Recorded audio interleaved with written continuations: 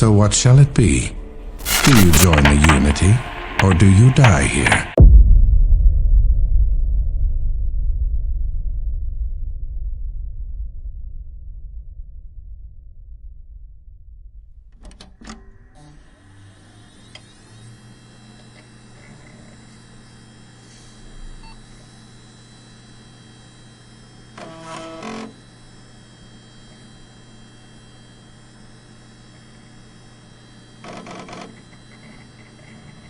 I am Dr. Richard Moreau. I am the doctor of Vault 8, and I am starting this audio log as a resort of my protest.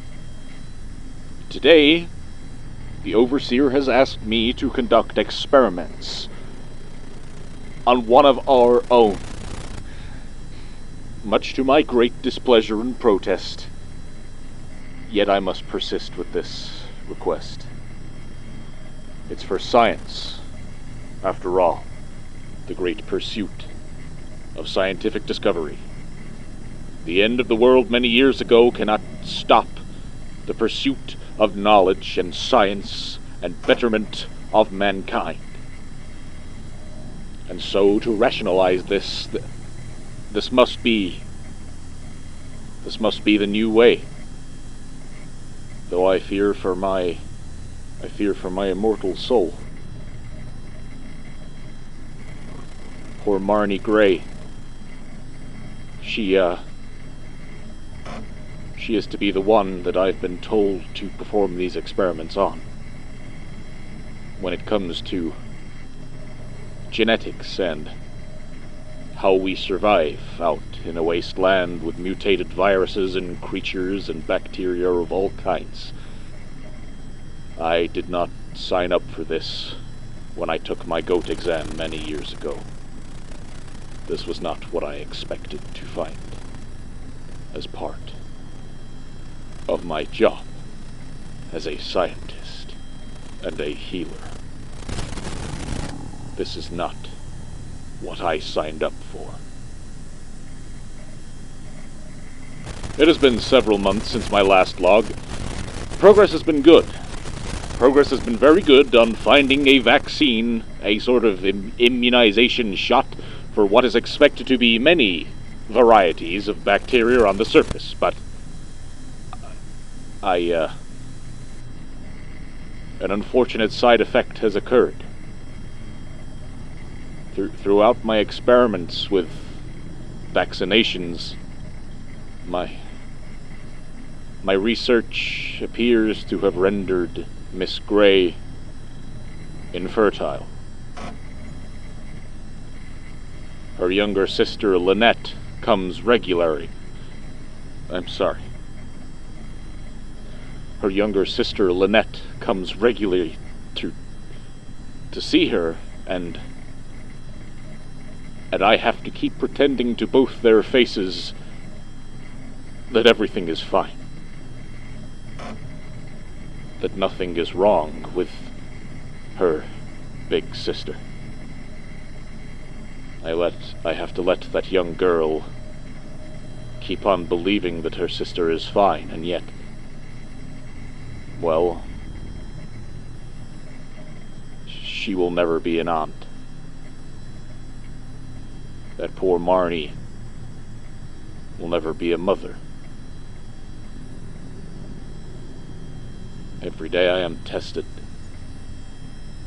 But as the Overseer keeps reminding me, this helps in the pursuit of science and discovery. I will be a pioneer in the survival of humankind. Mankind will go on without me. It would just resort to the Stone Age. Without my research,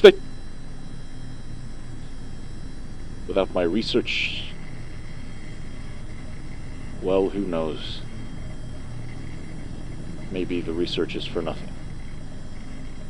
And I am now a monster. Today is the day that I am exiled. After the death of Marnie several years ago, I don't think Lynette ever forgave me. It appears Lynette, throughout her time as an intern to the Overseer, has sowed the seeds of me being a murderer.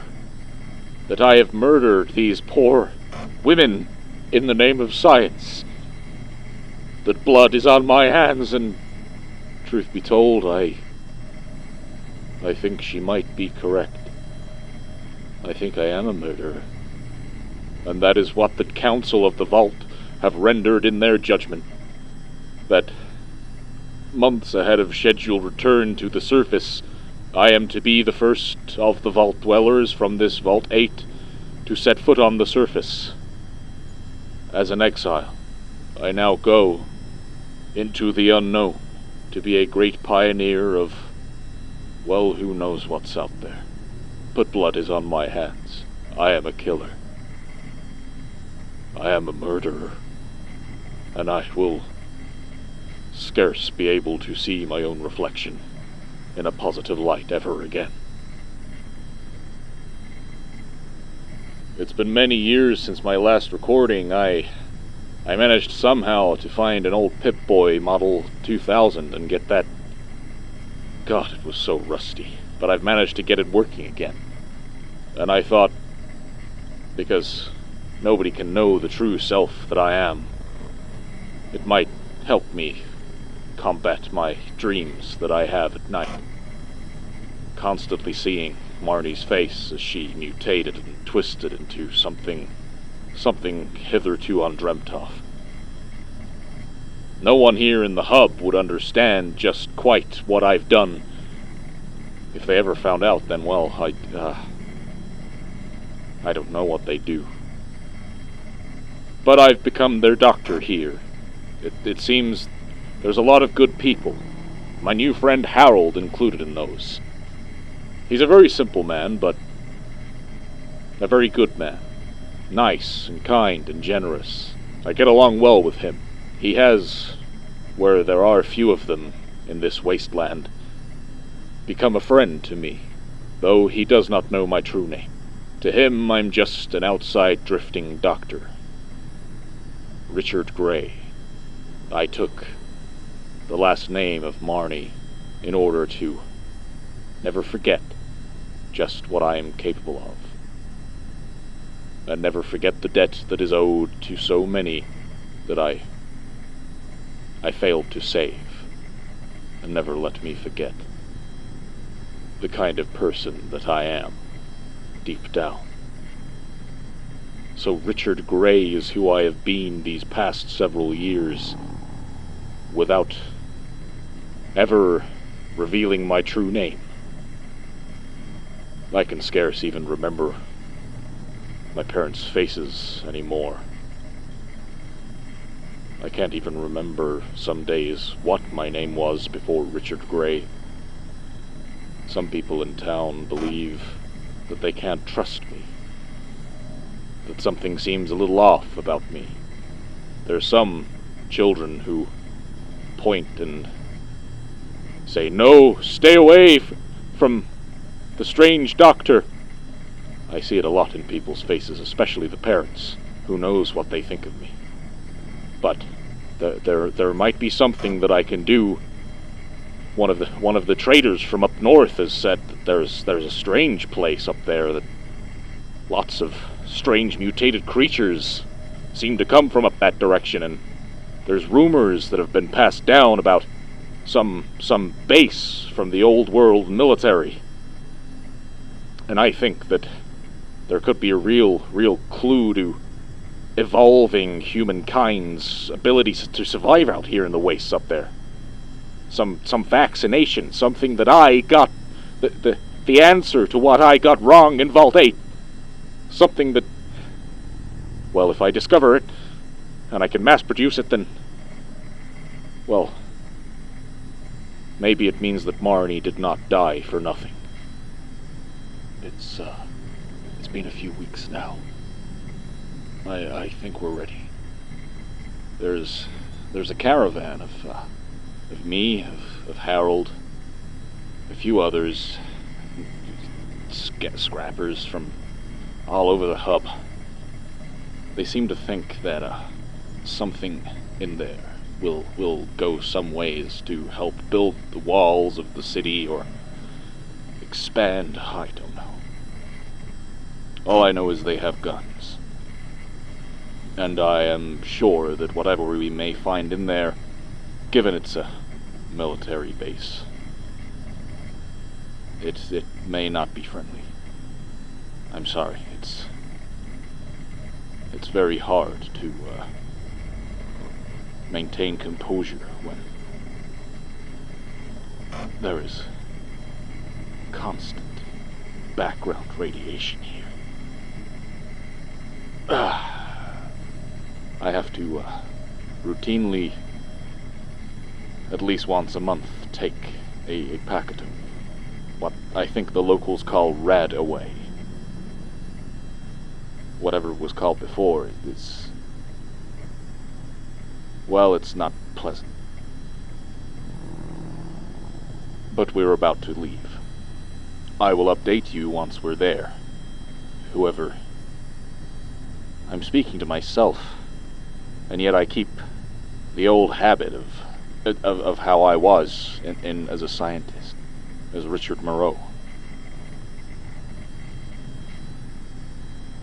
I'm haunted by a lot of what happened then. There was a great deal of mishap in my previous methodology. But that will not happen again. We're now camped outside the base. It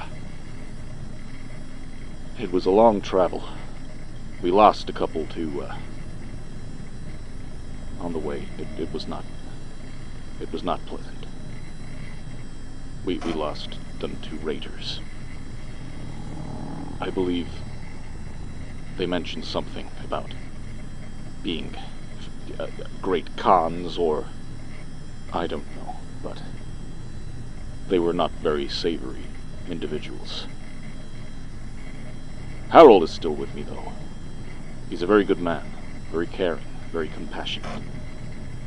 I do hope that maybe he might become my assistant and not judge me too harshly for whatever it is that we have to undertake in that place.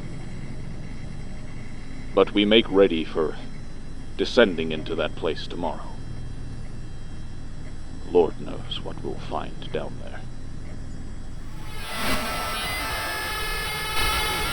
I remember that day. The day I fell. The day I found unity.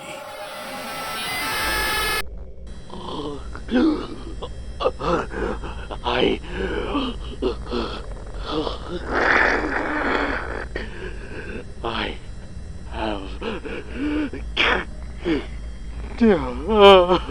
no idea what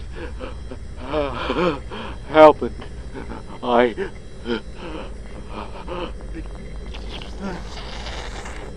I'm in so much pain.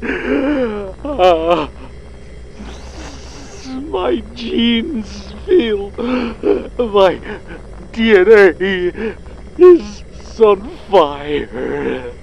I can't do anything.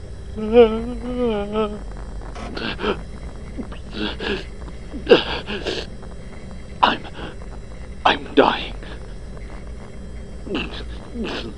I need to get this down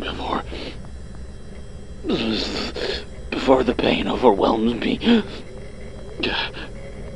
I can't believe that I was finally able to drag myself out of that vat. The slime did not affect me, but I nearly drowned. I don't know what happened to Harold. He was standing right next to me when the crane knocked me into the vat. He must have been He must have been killed, or he would have tried to help me. Francine is dead. Killed by one of those robots. I have no idea how much time has passed. I was able to hack the computer to turn off the robots and record this. But now my mind is slipping away.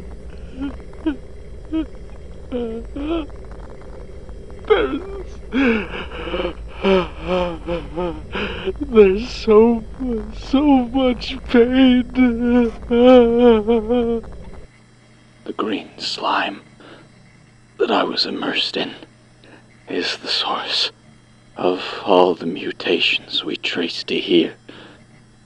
My skin is starting to fester and peel. In other areas, it is bubbling and is expelling a green, mucus-like substance. Some days the pain is almost tolerable. I can actually walk a few steps again. It seems inconceivable that I dragged myself all the way up here to the vat room. Strangely, I'm actually feeling stronger, though I'm still in a lot of pain. Everything seems to be getting smaller. I think I consumed one of the mutated things scurrying around here today. Before I knew what was happening, some sort of tendril had sprang from my stomach and covered the poor creature. As soon as it sucked the rodent into my gut, I could actually feel its mind. I think there is the real, very real possibility that I'm going slowly insane and can no longer differentiate between what is real and what is a hallucination. Maybe I'm still slowly dying in the vat, and I've imagined all of this. Things are becoming more clear to me every day. This toxin has actually improved my mind. I feel that I can understand even the most complex philosophical questions simply and directly. It's as if all the layers of artifice have been stripped away. I wonder what would happen if I submerged an animal in the vats for a prolonged period of time. Would it gain awareness? The strangest thing is happening to the animals. They actually become smarter and more aware of their surroundings.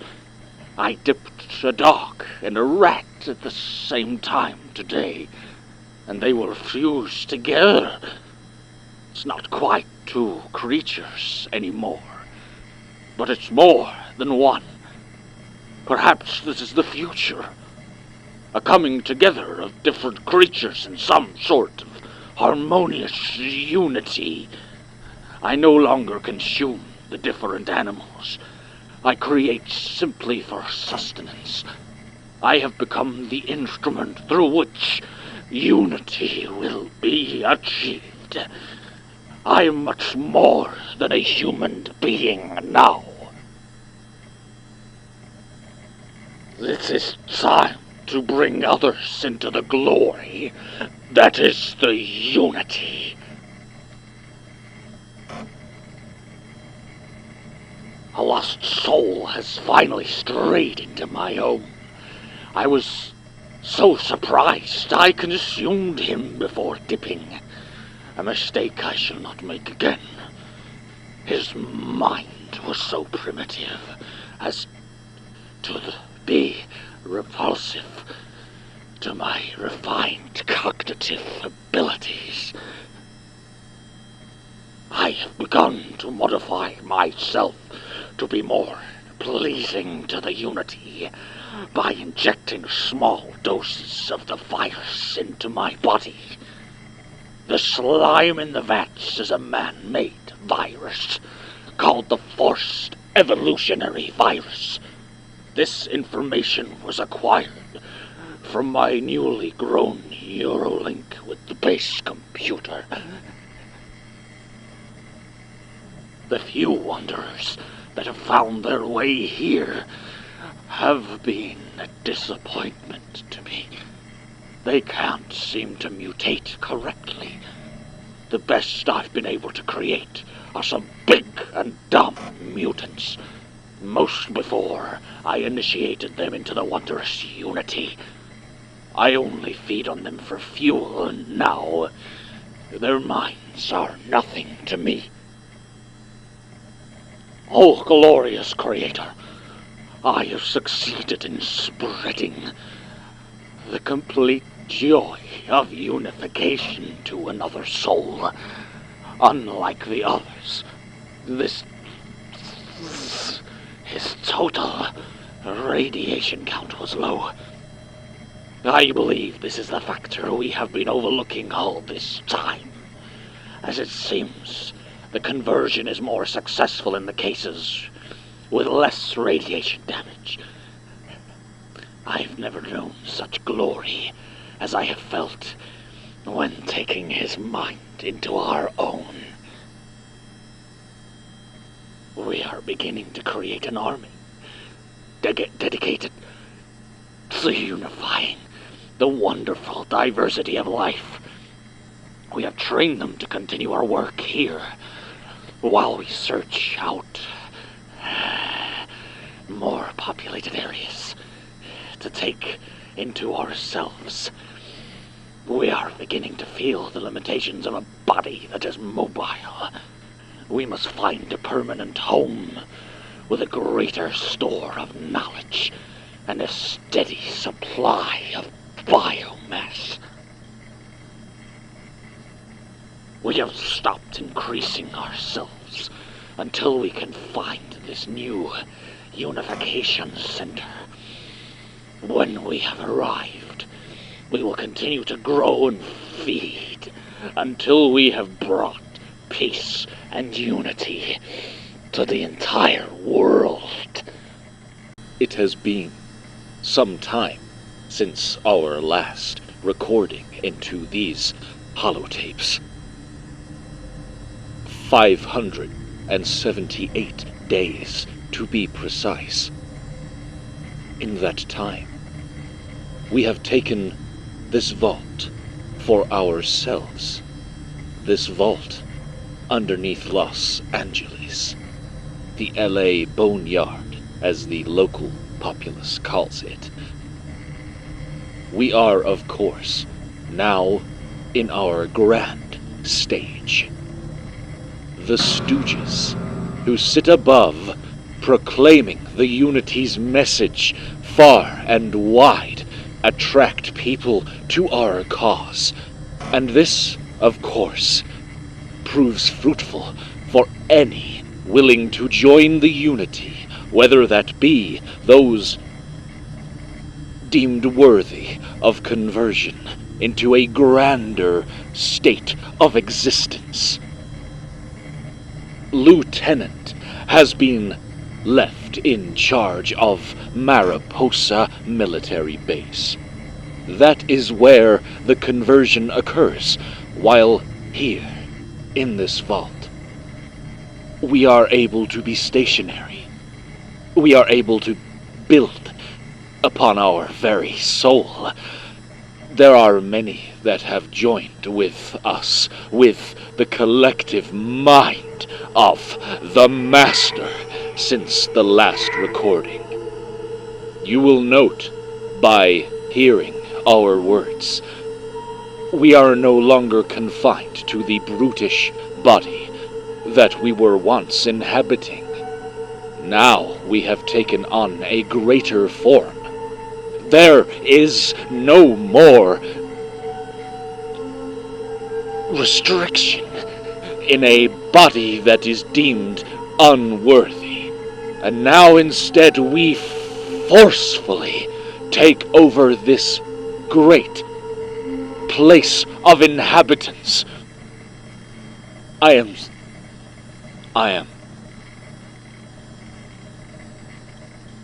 not. We are not just one person anymore.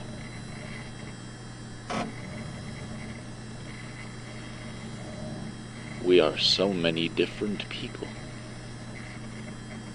Many have given us amplified telekinetic abilities. Those wandered into this cathedral after us, scared of us.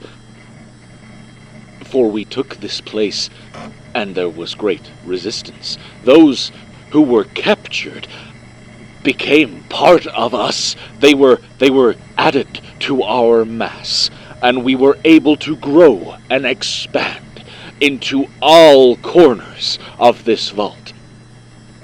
No one can set foot through that main door now without our knowledge, without our direct observation.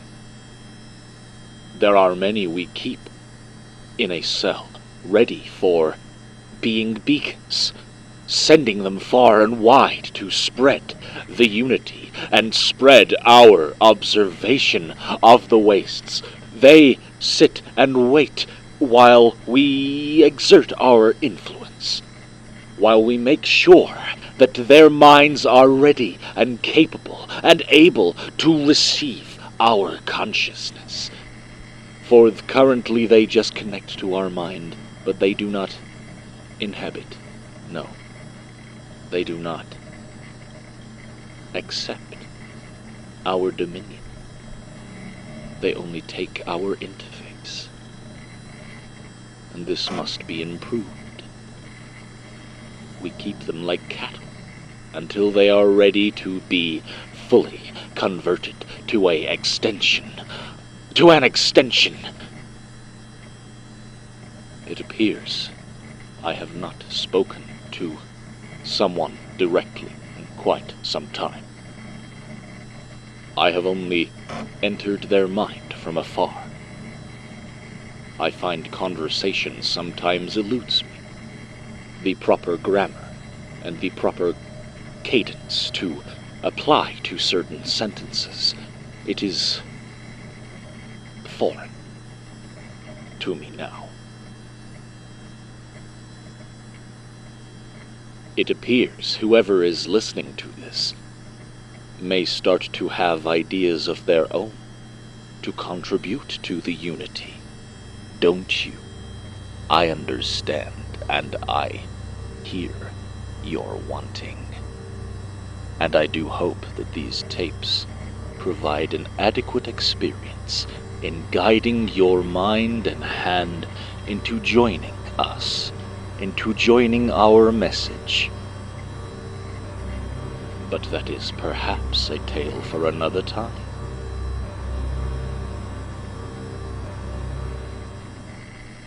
We have only so far been able to locate one vault with promising individuals, which is of course in the ruins of Bakersfield, now known through the world, or wasteland world, as Necropolis, which does not, of course, bode well for our prospects at finding able-bodied individuals. Teams have been sent there in order to gather any hopeful conversion individuals, those capable of taking the transformation that have been unsullied from all radiation counts. And even so, if they have even but a small amount of radiation intake, then they should still be sufficient for conversion. However, they will not retain their intellect. They will be no more than infants. balance in their mind.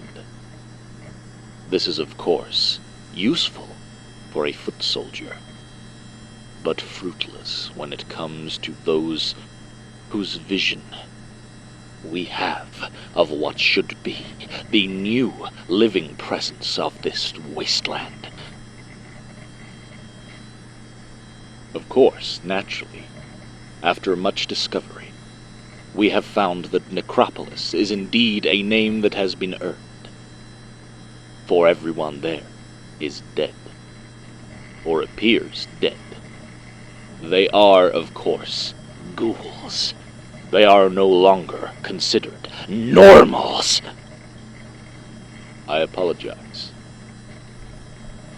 Why am I speaking in first person?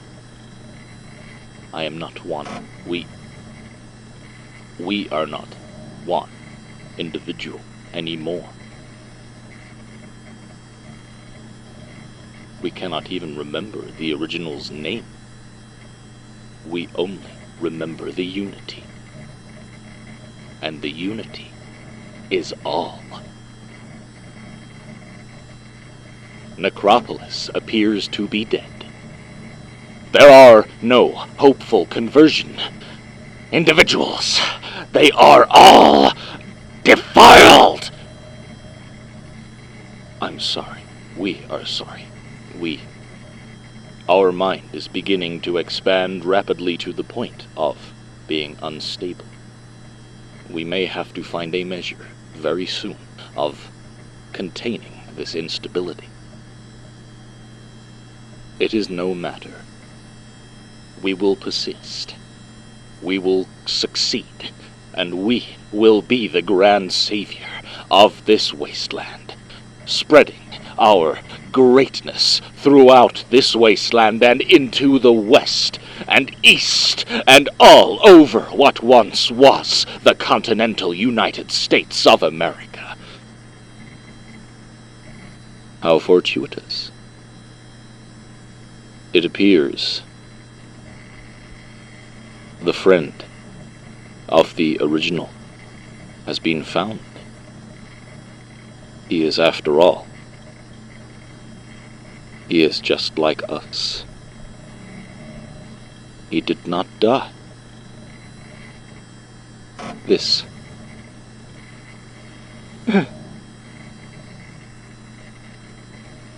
is great news. This is fortuitous.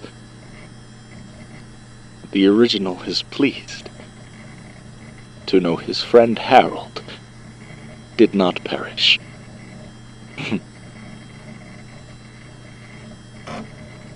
Richard Gray.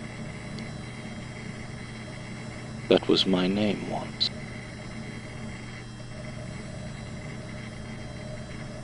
Richard Gray. Would he be proud of our work? Proud, knowing that our work has succeeded? He has not been remembered in quite some time.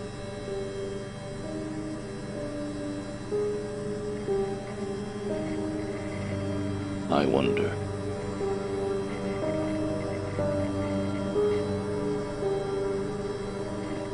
Would she be proud too, that her sacrifice was not in vain?